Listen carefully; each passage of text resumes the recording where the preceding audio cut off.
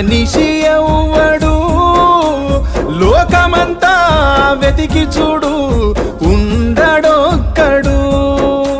సాటి మనిషి మేలు కోరే భూమి పుత్రులా సాగు కోరి సాగుతున్న ప్రభుత్వమెందుకు? నాగలి కళ్ళలో కన్నీరెందుకో? అందరి ఆకలి తీర్చినందుకా?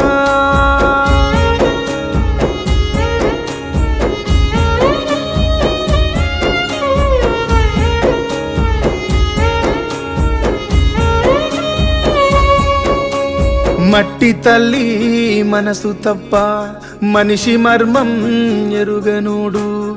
పొద్దు పొడుపు ధ్యాస తప్ప